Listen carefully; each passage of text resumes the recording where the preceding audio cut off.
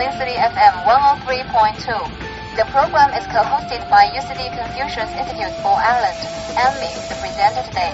Hello China is now having a new section based on a very interesting book called 101 Stories for Foreigners to Understand Chinese People, written by E.S. Ellis with Brian D. Ellis.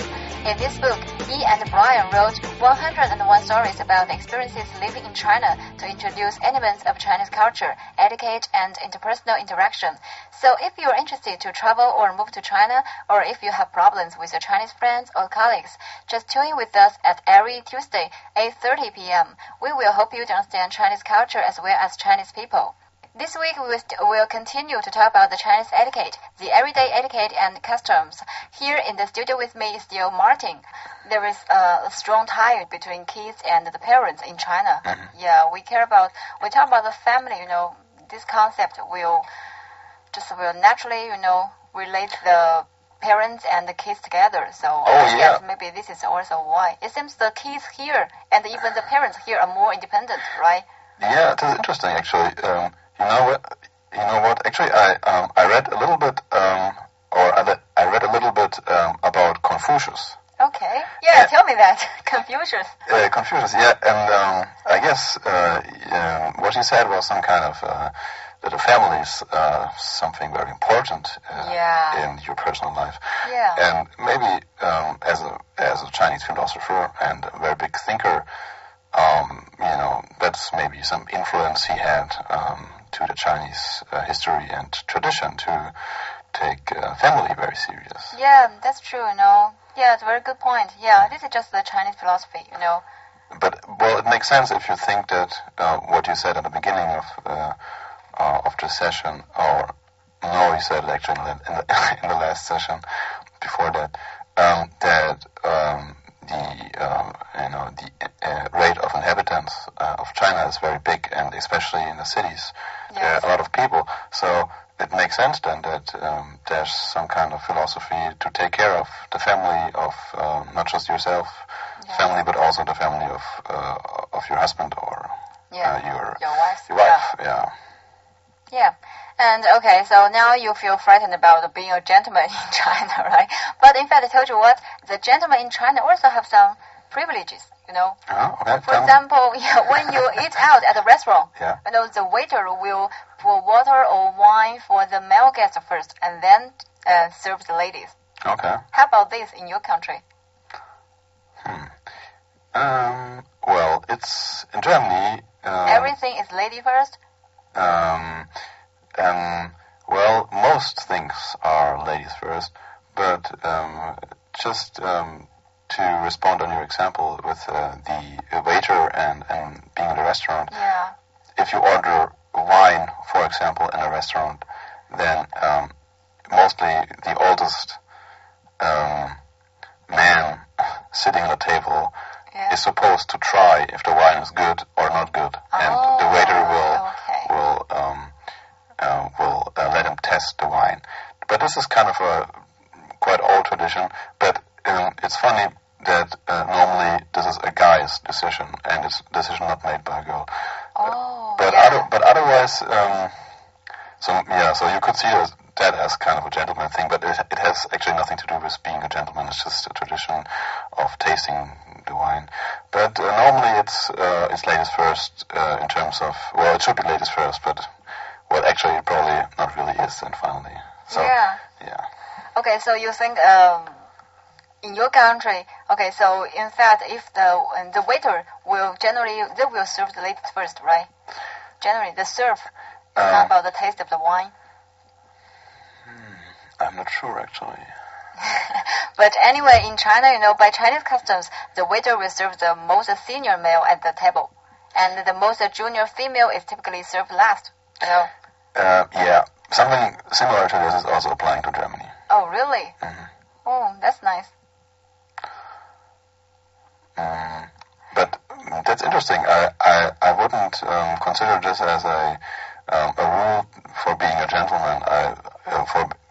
For Germany, the tradition is probably just the man is getting this thing in the beginning because he's probably the most powerful guy sitting on a table, Hey, but another thing I think is very gentle. Maybe not only gentleman, but still gentle lady. That is, when you enter through a room or into an elevator, generally here people will hold the door, right, for the following people. Oh yeah, that's nice. Yeah, this is very nice, right? But in China, when you enter through a door or into an elevator, generally the most junior staff is expected to open or hold the door when the senior members enter. In order to have a social ranking. Oh, yeah. Regardless of whether they're male or female. Oh, so there's some kind of hierarchy.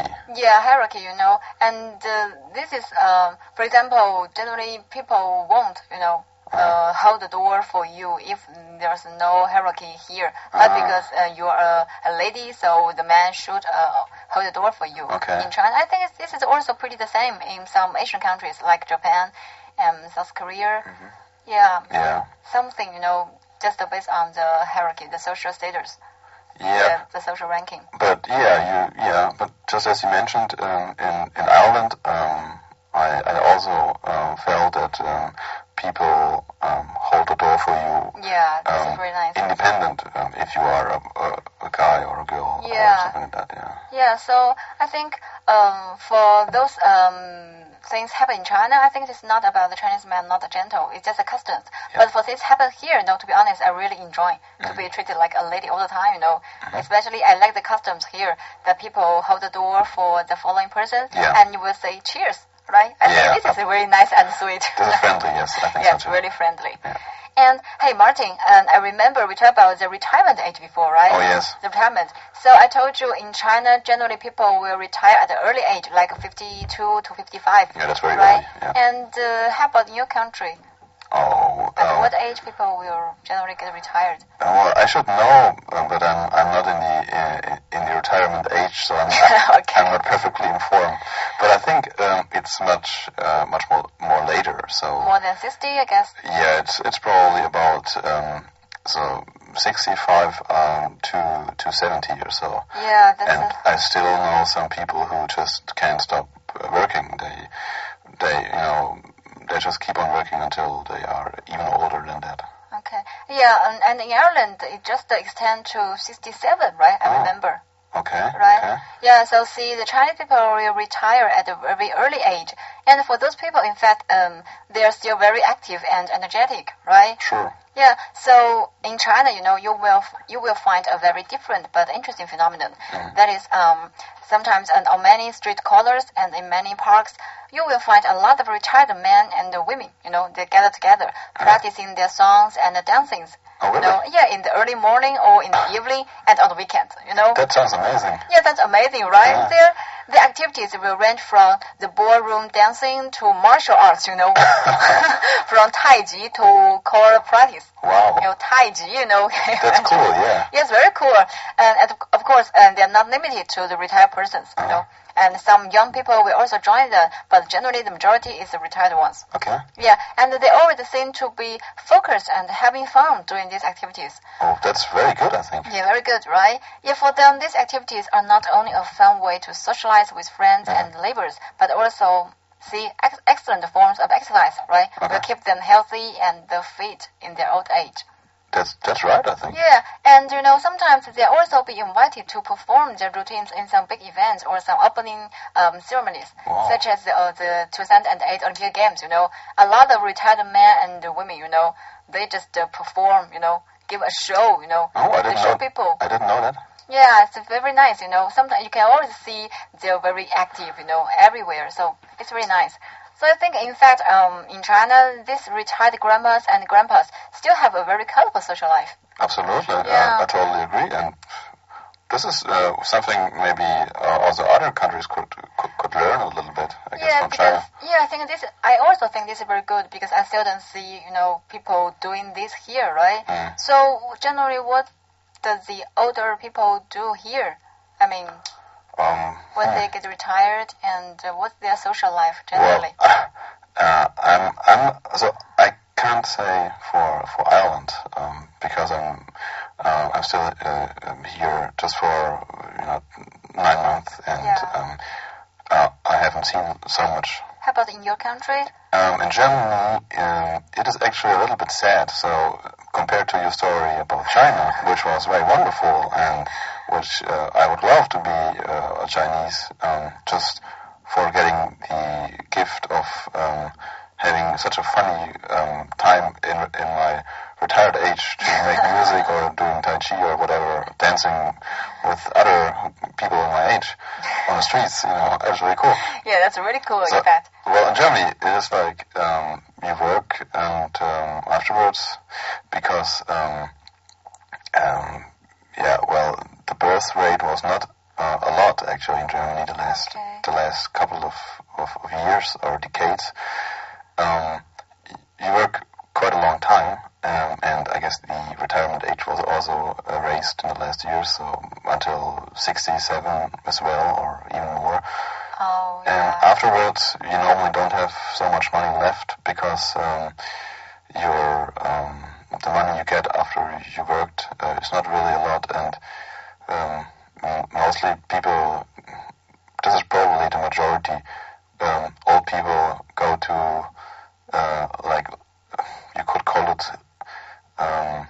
special living communities, which are served by, or where people work who help the old guys to make to live until they die, and it's some kind of it's your last house, if you want to put it in those words, where you live, and then you spend the time in there. And sometimes when you're lucky, you can stay at home, and your kids are there for still helping you when you are too old to help yourself.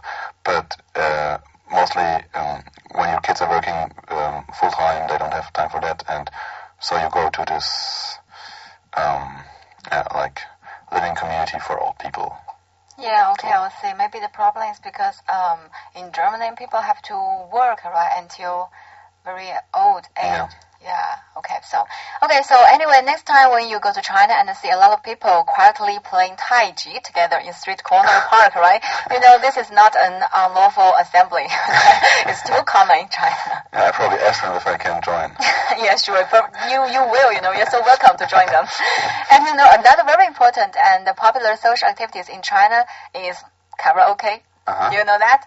Oh, yeah, I know it from hearing. Yeah, it's extremely popular to sing with a group of friends or colleagues or with a family. Okay. Yeah, it seems, and karaoke is not especially popular in most Western countries, right? Yeah, probably not. Yeah, and I guess here in Dublin, you can only find karaoke in Chinese restaurants or clubs. Okay. And most of our Chinese students' gatherings, were held in Chinese restaurants. I guess one of the very important reasons is that we do enjoy the karaoke part afterwards. After the dinner, we can sing together. Nice. And one of my Irish friends ever asked me why we Chinese people like karaoke so much. Mm-hmm. Yeah, can you guess? Maybe it's some kind of communication, social communication for you. Yeah, it's very important, the reason, because we think, this kind of activity, right, we sing karaoke is that almost all the people can get involved, right, and enjoy it. If you don't sing, right, but you can enjoy the music. Oh, yeah. Is that right? So everybody can get involved. And, when you sing together, you can feel it's easier to make a acquaintance become a friend. Yeah. Yeah, because it's easier to find something common. For example, enjoying the same music, you like the same songs, and you like the same, the singers or something, right? Oh, yeah. And it's also a very good way to relax and blow off steams you've got from your work or your life, right? Yeah, see a lot of benefits we can get from karaoke. Oh, that's true, actually. If you explain it like this, I think maybe it's really a nice way to relax after a hard working day. Yeah, see, so in fact, now it's nice, because when you go to the Chinese restaurant, when you sing karaoke, you will find a lot of English songs there. Yeah. So you can also find it's not only Chinese song, Yeah. Yeah, so definitely you want to try, right? Yeah, this I is fun. Try once. Yeah, probably I should try, but maybe I'm too shy. No, this is not a problem, right? It's strange. So maybe we Chinese people are too shy to give a public presentation, right, or speech. Okay. But we don't feel shy to sing, That's interesting. It's just opposite, right? Yeah. You Western people, you're not shy to speech, right? Yeah. To give a presentation, but you will feel shy to sing. Yeah. Yeah, that's also right. make me feel confused. That's all the difference, probably. Yeah, so even to be honest, the karaoke facilities in Chinese restaurant in Dublin are not that fancy, to be honest. But we still enjoyed a lot. Okay, I see. Okay. Yeah, so next time maybe you can try the karaoke here. Oh yeah, but just if you help me singing, because I'm probably lost without any help. Come on, don't be shy, you're such a big guy. Okay, time flies. We are running out of time this week as well. So folks, if you have any questions on Chinese culture, just find Hello China on Facebook and leave us a message on our public page. Or you can drop us a line to hellochina@dublincityfm.ie. See you next week. Bye. Bye.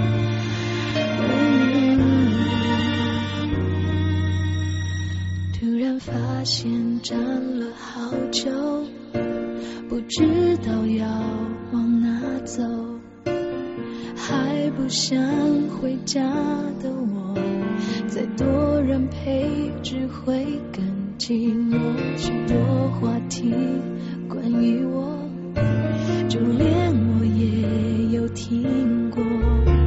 我的快乐要被认可，委屈却没有人诉说。也把信仰从半剥落，拿掉防卫，剩下什么？为什么脆弱时候想你更多？如果你也听说，有没有想过我？想不通交朋友，还是你心疼我，好多好多的话想对你说，悬着一颗心没着落，要怎么附和？舍不得，又无可奈何。如果你 Hello and welcome to Hello China at 103.2 Dublin City FM. I'm Lu here today in studio cover for Rui Yao, who usually delivers this news part. Actually, he is on his holiday leave this weekend, but you are going to hear his voice again next week. For the past week, again, there are lots of things happening in China. The first news I wanted to share with you is about the heavy rains in South China. From Xinhua website June 17th Beijing, rains and flooding in South China have left 25 people died and 25 more missing over the past 5 days. The Ministry of Civil Affairs said in Beijing on Friday. According to a statement posted by the ministry on its website, the heavy rains, which have been falling since Monday, battered 10,000 provinces and forced about 670,000 people to evacuate their homes as of 5 p.m. Ensuing floods, landslides, and mudslides piled several southern western regions, as well as areas along the middle and lower reaches of the Changjiang River. Nearly 40% of the 295 countries affected by the current rainstorms were also hit by the 2 previous rounds of heavy rains. Figures from the ministry showed that direct economic losses resulting from this round of rainstorms amounted to 12.85 billion yuan, which is more than the combined direct economic losses that resulting from the 2 previous rounds of heavy rains. On Tuesday, China's Central Authority upgrading its emergency response level to level 4, the highest level, and sent disaster relief teams to the province of Zhejiang, Anhui, and Jiangxi, where heavy rains have targeted fatal floods. Well, as a Chinese myself, I felt really sorry for my people who suffered this there. I honestly hope everything's going to be fine with them. On the other hand, I think as global climate changes these years, not only China but all over the world, nature disasters happen time to time. Maybe this is a warning from our Mother Nature that human beings should take care of the earth more. Well, the next news is about the Chinese President Hu Jintao and the Russian President Dmitry Medvedev met in Moscow June 16th, talked on deepening the China-Russia strategic partnership of cooperation. In a written interview with Russian media on the eve of Mr. Hu Jintao's current trip, Mr. Hu said, "With President Medvedev and Prime Minister Putin, I will review the achievements and experience of the bilateral relationships development over the past decades and set goals for the ties in the next decades by mapping out the cooperation outline in various sectors." Mr. Hu added that China-Russia strategic partnership of cooperation will be brought to a new level in the next 10 years through joint efforts, saying that the relationship will make more achievements, bring more benefits to the two peoples, and make its due contribution to global and regional peace, security, and stability. The next day, which is on June 17th, from Moscow, Mr. Hu Jintao traveled to St. Petersburg to attend the St. Petersburg International Economic Forum. He delivered a keynote speech during the opening ceremony of the 15th St. Petersburg International Economic Forum in St. Petersburg. He said on Friday that China would like to discuss and make joint effort with other countries to address major world economic challenges. On relations with Russia, Mr. Hu Jintao said, "China, as a friendly neighbor and a strategic cooperative partner, always paid attention to and supported Russia's development and rejuvenation." The two sides had agreed during this visit to boost bilateral trade with the goals of reaching $100 billion by 2015 and $200 billion in 2020. He said of his meeting with Russia President Dmitry Medvedev.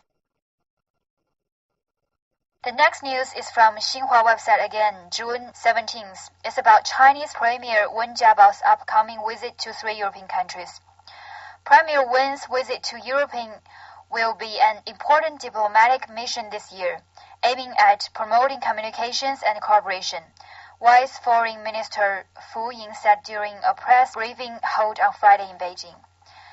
The briefing came a week ahead of Wen's visit to Hungary, Britain, and Germany, which will last from June 24th to 28th. Wen's trip to Hungary, the first visit to the country by a Chinese premier in 24 years, will focus on lifting substantive cooperation. His visit is also relevant for Central and Eastern Europe, as Hungary now serves as the rotating chair of the European Union, Fu said. After Hungary, Wen will fly to Britain for his fourth visit to the country. Wen will hold talks with Britain Prime Minister David Cameron and inspect several China-Britain cooperative projects. Enhancing understanding is another key aspect of Wen's visit, as the two countries have different national conditions and different views on international issues. China and Germany are expected to launch a consultation mechanism for use by the governments of both countries during Wednesday in Berlin, with a number of ministers attending the launching ceremony. Wen will meet the German leaders and attend the 6th China-Germany Economic and Technological Cooperation Forum during his visit. Commerce ministers of China and Germany will set a new goal for bilateral trade during their consultations and exchange views on increasing two-way investment, establishing a China-German ecological park and pushing for the reception of the Doha talks. The last news is about the new Beijing-Shanghai high-speed railway. From Xinhua Network again, June 17th.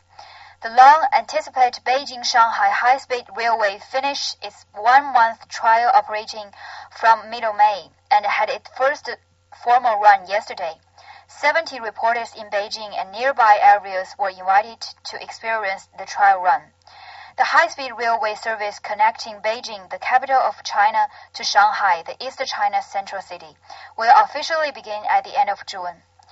The travel time between Beijing and Shanghai will be about 5 hours, even though the ministry said earlier that maximum operating speed was being reduced from 350 kilometers per hour to 300. The decision to lower the operating speed on high-speed railways was made to guarantee safety and reduce costs so the ticket price can be reduced. Well, this is Lu from Hello China. Ria will see you next week for Hello China News. Bye-bye.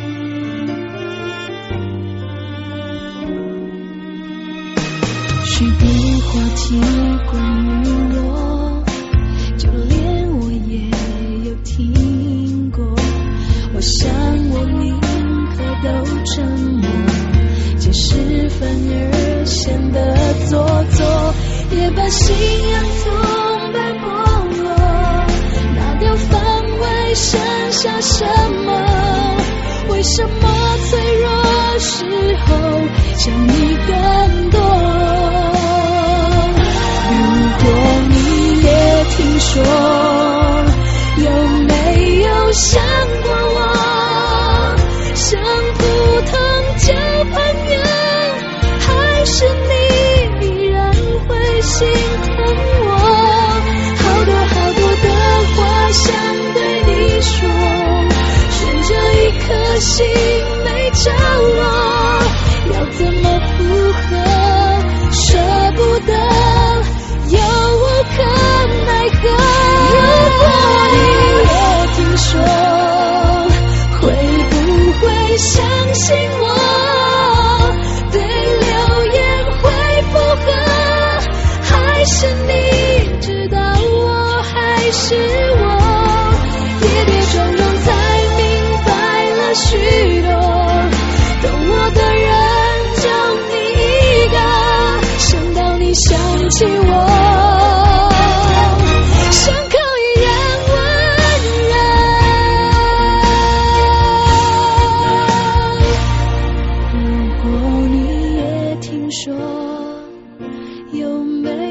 想过我，想不通交朋友，还是你依然会心疼我？跌跌撞撞才明白了许多，懂我的人就你一个，想到你想起我，